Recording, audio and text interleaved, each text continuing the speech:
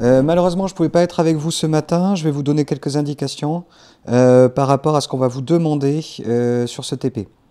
Donc j'ai dans mes mains un téléphone. J'espère que vous avez pu télécharger KineMaster. Sinon, je crois que Monsieur Guéna va vous donner, il y aura 2 tablettes à disposition. On va donc utiliser l'application KineMaster. Avant toute chose, même si ce n'était pas KineMaster, on va vous demander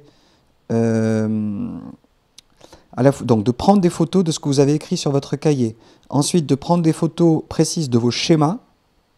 Veillez à ce que l'éclairage soit uniforme quand vous photographiez votre cahier pour que le blanc se voit bien. Prendre une vidéo de votre montage. N'hésitez pas à vous approcher avec votre tablette ou smartphone des éléments.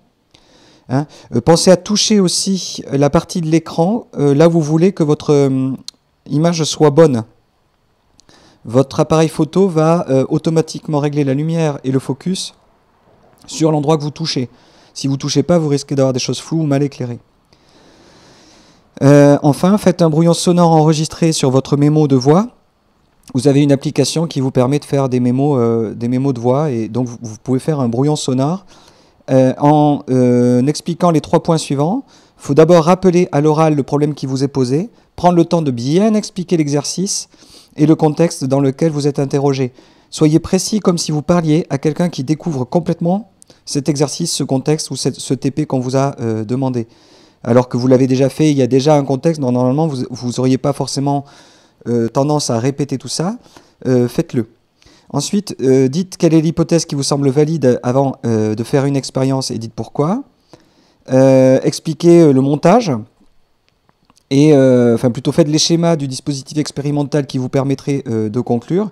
Et enfin, expliquez comment vous avez fabriqué le montage. Je rajoute ça. Voilà. Donc, on va maintenant basculer sur mon téléphone pour voir KineMaster. On va ouvrir tout de suite une chose qu'ont fait vos camarades hier, même si on n'est pas allé au bout. On voit ici donc qu'ils ont pris une photo de leur cahier, les schémas. Là, vous voyez que quand je disais tout à l'heure que l'éclairage doit être uniforme, c'était pas tout à fait le cas ici. Là, c'est mieux. La photo, ils ont rajouté le flash et du coup, on a une bien meilleure photo. Donc maintenant, je vais vous expliquer comment vous pouvez mettre les divers éléments. Vous voyez aussi qu'il y a de la voix qui a été enregistrée.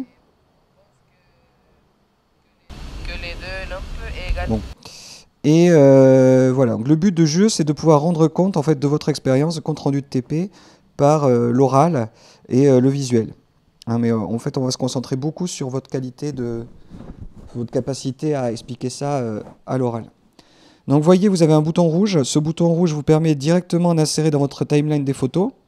Donc là, comme je suis en train d'enregistrer, avec mon iRig, je vais prendre une photo de ça. Tac. Tout de suite, je peux la disposer dans la timeline. Et envoyer ma photo qui est donc apparue ici. Derrière, je peux commenter. Alors, elle a une certaine durée dans la timeline. En général, augmentez un petit peu la durée pour avoir le temps de pouvoir parler. Et puis, vous réduirez ou vous allongerez. Vaut mieux réduire, parce que mettez une longueur assez grande, parce que la voix off va être dépendante de la longueur de votre photo. Maintenant, donc je valide en haut à droite. Il y a un petit bouton valider en haut à droite. C'est validé. Maintenant, je vais dans l'item voix. Et là, je vérifie que mon volume est à peu près bon. Donc, j'y vais, je commence à m'enregistrer. Le plus proche possible du micro, exactement comme si vous téléphoniez. Votre bouche doit être à 2 ou 3 cm du micro parce qu'il y a beaucoup de bruit dans la salle. Et si je veux bien vous entendre par différenciation, voilà. Donc là, vous décrivez soit votre schéma, soit votre montage. Voilà, j'arrête. Je valide en haut à droite. Et donc, on a ma voix. On commence à m'enregistrer le plus proche possible du micro, exactement comme si vous téléphoniez. Ici, cette voix, si je double-clique sur la partie bande sonore, je vais dans volume. Je peux augmenter le volume pour avoir un meilleur volume, un volume plus adéquat. Je dois être à 2 ou 3 cm du micro. Voilà. Donc, ensuite, sur ma photo, je peux la couper. Ici, il y en a une qui dépasse, ça ne me sert à rien. Donc, je vais dans rogner fractionner. Je choisis en général fractionner et insérer sur un arrêt sur image. Vous l'avez peut-être en espagnol, donc en tout cas, ce qui est sûr, c'est que fractionner au niveau de la tête de lecture, c'est le mieux. Non, pardon, c'est ça, fractionner au niveau de la tête de lecture. C'est-à-dire que il y aura un avant et un après, vous voyez, et maintenant il y a deux rushs. Et je peux ensuite cliquer, je sélectionne un rush, j'appuie sur la petite poubelle qui est sur la gauche. La gauche au milieu, il y a une poubelle, et hop, ça m'a enlevé la partie que je voulais soustraire. C'est pareil pour le son. Imaginons que je me sois trompé à un endroit, je veux l'enlever. Je double-clique sur le son. Je vais faire rogner fractionner. Fractionner au niveau de la tête de lecture. Et donc j'ai un avant, j'ai un après. Et donc je sélectionne la partie que je veux éliminer. J'appuie sur poubelle. J'arrive pas. Voilà, poubelle. Et donc c'est parti. Ensuite, si je veux faire un effet sur la photo, un effet de zoom, je double-clique sur la photo. Je vais dans recadrage. Vous voyez ici la position de départ de la photo et ensuite la position de fin. Donc imaginons que je vais faire un zoom sur le voyant de mon appareil là, pour expliquer quelque chose au niveau de ce voyant. Je mets mes doigts sur la photo, je grossis, je zoome ma photo. Je vais sur le voyant de la Eric Pro, qui est un enregistreur numérique. Voilà. Je valide. Et là, on va avoir une sorte d'effet K-burn, c'est-à-dire un zoom sur des photos. Voilà.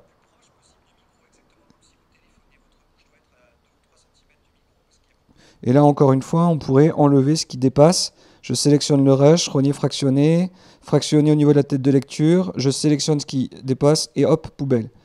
Voilà. Et ensuite, pour exporter, vous allez en haut à droite, d'accord? Il vous propose différentes qualités.